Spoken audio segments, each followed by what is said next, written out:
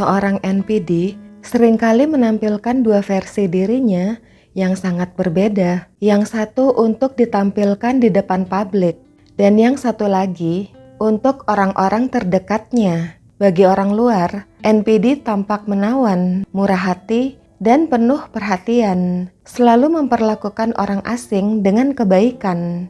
Namun, behind the door, warna asli NPD baru akan terungkap.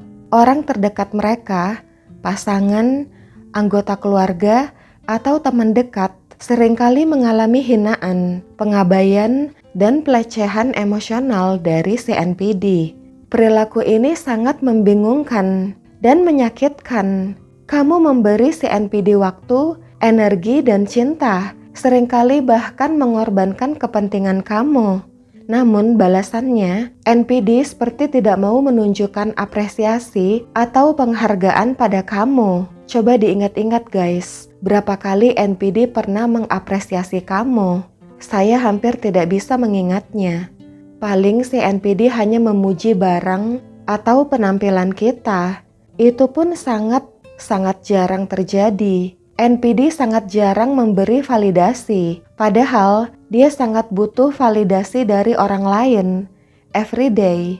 Jadi NPD hanya ingin menerima, tapi bakil memberi. Dan rasanya tidak ada percakapan heart to heart, dari hati ke hati. Sebaliknya, para NPD jauh lebih tertarik untuk membuat orang yang tidak benar-benar mengenal mereka terkesan. Itu karena orang-orang tersebut tidak tahu wajah asli si NPD. Mereka masih percaya dengan citra palsu yang dibuat si NPD.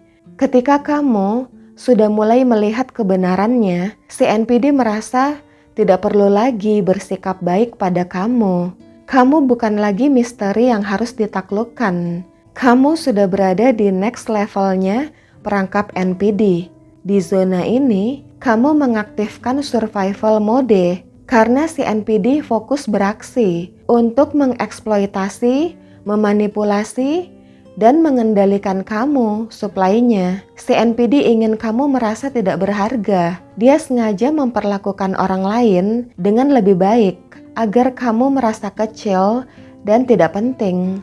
Yang cukup menyebalkan adalah perlakuan buruk ini seringkali terjadi di depan umum. Si NPD bisa jelalatan atau menggoda atau memuji orang lain tepat di depan mata kamu. Atau mungkin kadang di hari-hari penting seperti ulang tahun kamu atau di hari raya keagamaan, si NPD sengaja mempermalukan kamu. Ini bukan kebetulan, ini bagian dari strategi si NPD untuk membuat suasana hati kamu bergejolak, merusak perasaan damai kamu, sengaja bikin kamu ngedown, supaya harga diri kamu menurun, supaya kamu memiliki citra negatif, sementara si NPD jadi lebih menonjol, sehingga si NPD merasa superior dari kamu. Karena ketika seseorang merasa terpuruk, merasa tidak berharga, merasa tidak berhak atas perasaan mereka sendiri,